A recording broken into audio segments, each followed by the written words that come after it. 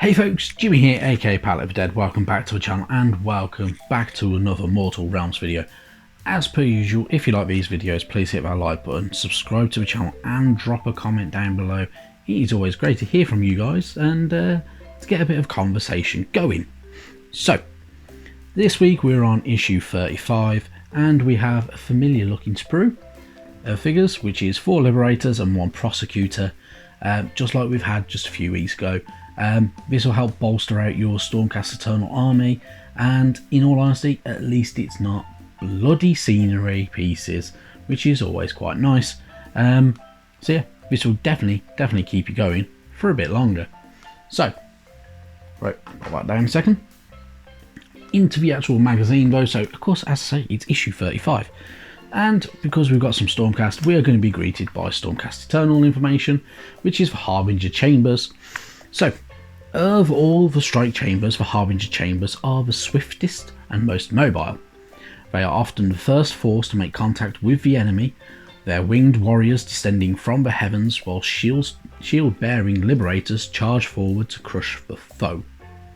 So, Harbinger Chambers are kind of your more attack heavy. They're very focused and they are generally at the forefront of any assault from the Stormcast Eternals, charging into battle using the Liberators as kind of like a battering ram essentially, with also that more kind of arterial support from things like the Prosecutors as well, dashing in from above to kind of attack and strike swiftly against all of their enemies as well, which is always really cool.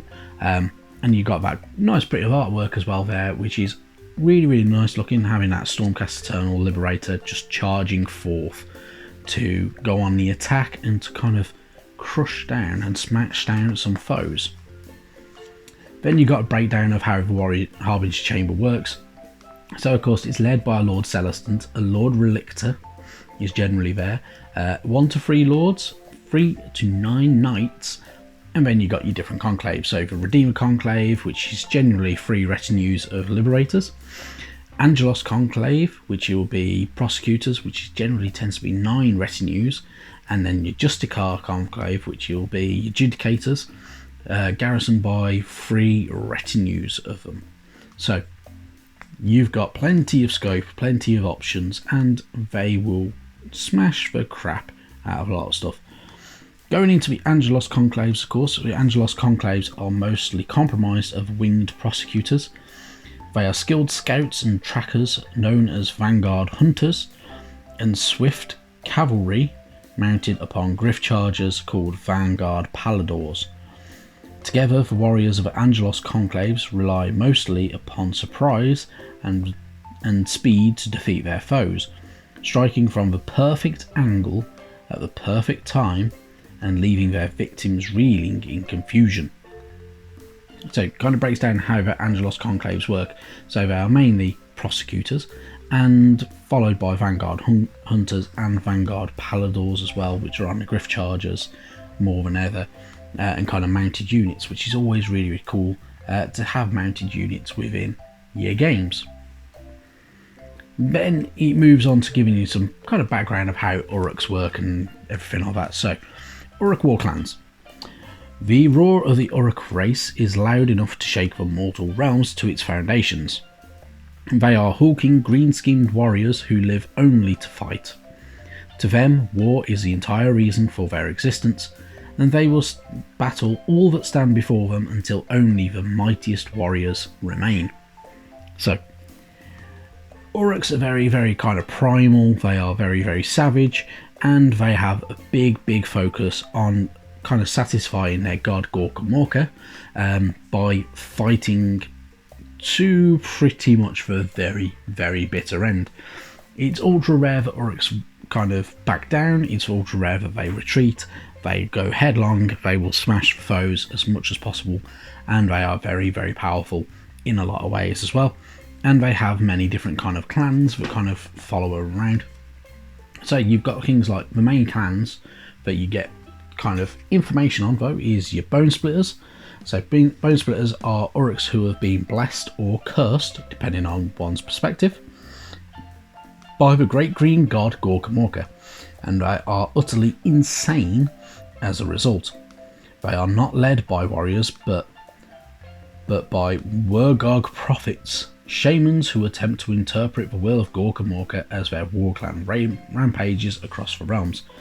So the Bone Splitters are very kind of bestial. They don't use regular armour, they have mainly bone armour or very little armour in the first place, and they are very, very savage, and kind of more towards your savage orc style versions and stuff like that. Iron Jaws are your biggest and strongest of the Oruks, and they bear crude weapons and armour crafted from iron and steel. The materials often looted from the ruins of many towns and cities that they have got and destroyed. So these plates are generally just big. They're not wrought into any kind of fashionable kind of statement or anything like that. They are just big. They are there to just deflect certain blows and to be, make their Uruks look a lot bigger. So two very, very fascinating versions of how Uruks work. Which is always very, very nice. If you're ever into your Uruks or anything like that, you can mix a bit of both. The Bone Splitters have a little bit of a less kind of control over everything, and the Iron Jaws are very kind of a little bit more along your regular lines of an army. Then we move on to information from the realms. So of course this is more about Ghyran, which is the Everspring Suave. Lush and verdant, the Everspring Suave was once a haven for the cycle of life. During the Age of Myth, Alariel made her home here. The Everqueen's very presence drives the lands of the Everspring Suave to new heights of fertility, ensuring that new life is forever bursting forth from a rich soil. So, breaking down kind of like from the Age of Myth, going into how the Everspring Suave kind of came to being and kind of came around and everything like that. So you've got a bit more information. So it goes through, he does actually mention things like the Hunter God, which is Kurnoth. So they are very Kurnoth kind of makes a bit of an appearance in one of the novels, which is one of the kind of the more horror version novels as well, which is very, very good and worth a read. I will list what the title is in a moment because I cannot remember it for the life of me, but I will pop it up on the screen. If you get a chance to read it, worth a read, or it is available on Audible if you wish to use Audible, so it is worth a bit of a go because it's quite interesting. It's quite gives a bit of a different perspective over how Ghyran actually is, really.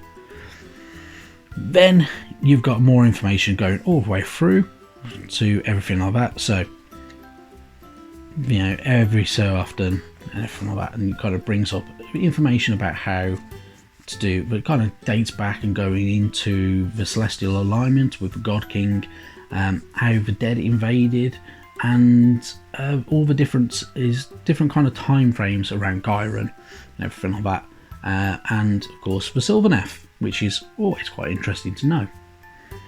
Then you've got your how to build guide, which we've already had all of this type of stuff, so there is an alternative option to build with one of these guys as well. So it is optional pieces, so you have the optional bit with how the hammer goes, of course, on the Prosecutor. It's up to you how you want it. I personally would position it differently from how you did your previous one, so at least it stands out a little bit more and it's not so regimented, because the Liberators are going to look identical in all honesty.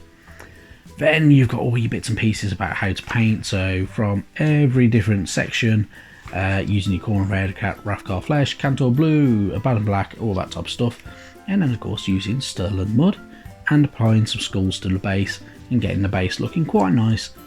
It's a little bit sparse, but you can make it your own, which is the main thing with these models. Then we have more of a tutorial side of things, so all about the shooting phase more than anything. So it's about kind of using magic and using your ranged units and how they will work when you're using things like the good old bits and pieces there. So with your good old Secretors and Castigators and everything like that. Then we have a full war scroll for the Celestar Ballistae. So of course this siege unit can be used, and you have 2 melee units next to them as well, which have the Sigmarite blades in the Ordinators that are operating it, and how it can kind of work, including using it as a bastion in between kind of terrain pieces as well, if you really want to. Then you got your battle plan. So battle plan is the Ruins of Summersong, which you would use your Guardian of Souls, Dreadblade Harrow, 2 units of 5 Harridans, and 4 Ironborn Banshees going up against the Lord Exorcist, the Celestar Ballista, 2 Prosecutors, and the 8 Liberators that you now have, and going after that single objective more than anything. If you can get hold of it, then it is worth having, and that will get you some good victory points. And that is it pretty much for this issue. On to next issue though. Next issue we have more bloody scenery. We have that Azurite Bell Tower. In all honesty, I'm not fascinated by it. It doesn't bother me having more scenery at the moment. I would prefer not to, but it is giving me a chance to paint up a lot of the other figures. Issue 37 though, we get Colia Greenshade, and we're going to get 3 Gryph-hounds. So this isn't all the Gryph-hounds that you're going to get. You're going to get a few more, but we have 3 of them to begin with, and it will show us different ways of how to paint them up if you really wish to as well. There are some interesting ways that you can get them done, and that's it. So yeah, it's not too bad. For £8, it's a good issue. It's a decent issue to bolster out that Stormcast army if you're collecting Stormcast. If not, it's not the greatest, but it is what it is for the time being. Some of the issues coming up in the near future will be getting a lot better, so it's worth holding out in the near future anyway. Right, I'm going to leave you. Thank you very much for watching, and I will catch you in the very near future. Bye bye now.